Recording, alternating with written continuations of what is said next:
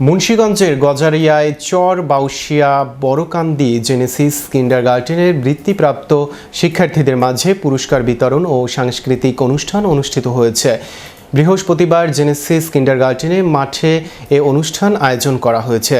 অনুষ্ঠানে প্রধান অতিথি হিসেবে উপস্থিত ছিলেন মুন্সিগঞ্জ জেলা জাসাসের আহ্বায়ক ও বাংলাদেশ মানবাধিকার কমিশন গজারিয়া উপজেলা নির্বাহী সভাপতি আলহাজ মোহাম্মদ হাসান জাহাঙ্গীর।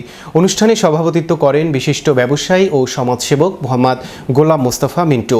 বিশেষ অতিথি হিসেবে উপস্থিত ছিলেন গজারিয়া উপজেলা যুব দলের আহ্বায়ক কমিটির সদস্য মোহাম্মদ শাহ আলী সরকার এবং শিক্ষানুরাগী ব্যবসায়ী ও সমাজসেবক মোহাম্মদ আশরাফুল ইসলাম।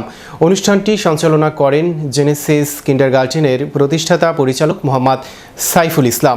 এ সময় বিদ্যালয়ের শিক্ষক শিক্ষিকা, বৃত্তিপ্রাপ্ত শিক্ষার্থী, অভিভাবক সহ এলাকার গণ্যমান্য ব্যক্তিরা উপস্থিত ছিলেন। শিক্ষার্থীদের অংশগ্রহণে মনোজ্ঞ সাংস্কৃতিক অনুষ্ঠান অনুষ্ঠিত হয়েছে। অনুষ্ঠানে প্রধান অতিথি বলেন, শিক্ষার্থীদের মেধা ও প্রতিভার বিকাশে শিক্ষা প্রতিষ্ঠান, শিক্ষক ও অভিভাবকদের সম্মিলিত ভূমিকা অত্যন্ত গুরুত্বপূর্ণ। তারা শিক্ষার্থীদের লেখাপড়ার পাশাপাশি নৈতিক শিক্ষা ও সাংস্কৃতিক কর্মকাণ্ডে সম্পৃক্ত হওয়ার আহ্বান জানান।